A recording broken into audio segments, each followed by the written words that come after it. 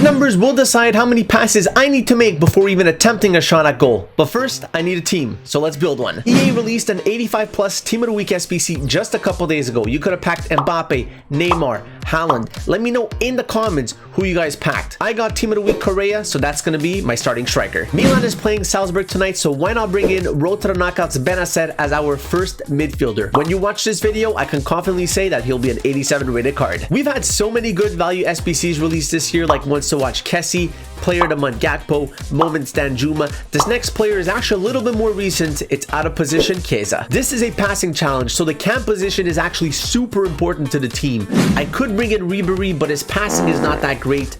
Nakata has a good card, but I think I want to use someone else, and that's going to be Wants to Watch Dybala. This next player was also an SBC. He costed me 300,000 coins, and he is worth every single one of them. If you're thinking about Player of the Month Valverde, that's a good guess. It's actually his teammate, Rule Breakers Alaba, who will be forming a center-back partnership with fellow Austrian Stefan Posch. The rest of the team has been filled in with players that I had untradeable in my club. Now let's move on to the actual challenge. Every player from the starting 11 has been put onto this wheel with their current kit numbers. If, for example, it lands on Mendy, that means that I need to make 23 consecutive passes before even attempting a shot at goal. Every time I score, miss a shot, or a pass gets intercepted, the challenge resets. So let's go ahead and spin the wheel and find out how many passes I will need to make before taking a shot on target, and it looks like we landed on Insigne. Oh, that is not good. The only thing standing in the way of me and a goal is 24 passes, and it starts with a goal line clearance from Alaba. The passing in FIFA 23 is so different. The ball feels heavier, and stringing consecutive passes can be quite challenging. I tried to keep the backwards passes to a minimum, but sometimes you just need them to create some space. My fullbacks were involved in the build-up, my midfield and attackers were moving into space, and overall for a first build-up, it was looking quite good until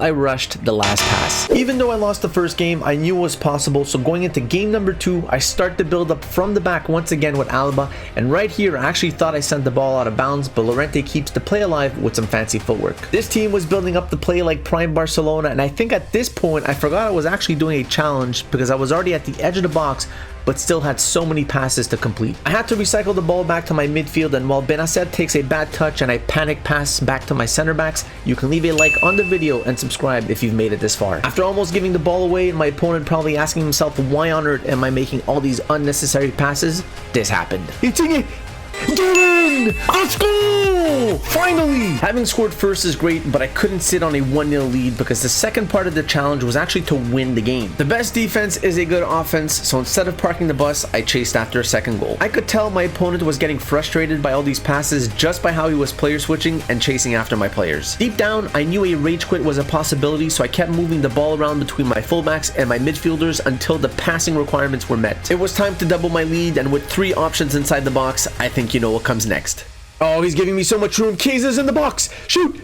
Get in! 2-0 up at the 15. Let's go!